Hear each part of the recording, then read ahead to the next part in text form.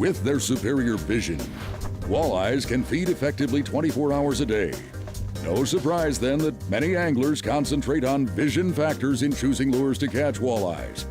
While color can always be a factor in fishing, we shouldn't forget that sound and vibration also play an important role. You know, one of the really classic conditions, I love to catch walleyes, first of all. It's one of my favorite things to do. And, you know, you get a classic day like today, dark, a lot of wind coming in. You get a big hump like I'm on right here, or it could be any kind of classic structure. It could be a big rock bar with the wind blowing in. And the walleyes a lot of times are going to raise up on these structures, and you're going to be able to reach them with crankbaits. And one of the hottest crankbaits to come along the last year is this new Clackin wrap. I used it all of last year, and we're into a new season right here, but it makes a lot of noise. You can make long casts with it.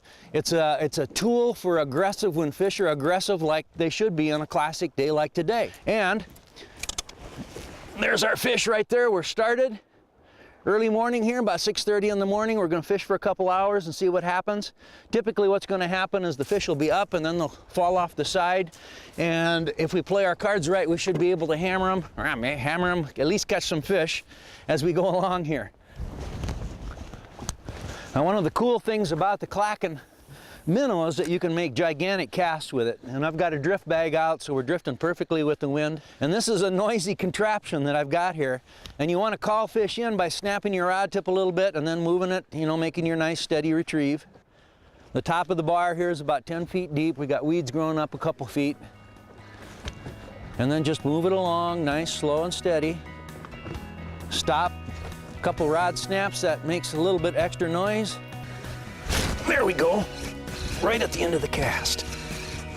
Good fish. They're beautiful up on top here. And come on, into the frable.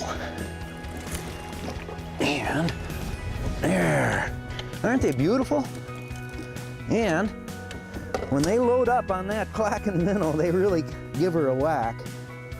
There. Beautiful fish, man. Aggressive up there on top. I think as long as we keep this cloud cover in the wind, we'll have some fish up on top right there. There we go. Wow, that one whacked it. It's so cool with crankbaits. You know, you feel the wobbling, and all of a sudden there's the complete lack of wobble as they inhale that thing. Big fish of the day right there. Whoop. All right, here you go. All right, up and in. Big fish of the day. Getting bigger. That one's gonna go about 5.5. There you go.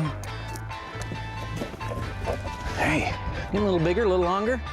25, 26-inch fish right there. Cool. All right, I'll put him back quick and show you something about the lure sizes right here. Now, the Clackin minnow comes in 3 sizes. The new introduction this year is the little one here, the number 7. And of course they make a 9. And then the one that I'm throwing today is the number 11. And when you're working with countdown lures like this, or, you know, just generally speaking, don't worry about size first. The first consideration is always depth control, then it's how you're working the lure as well as the speed, and then there's all these other factors like size and color and everything else that goes with it. There we go! Into the net. There.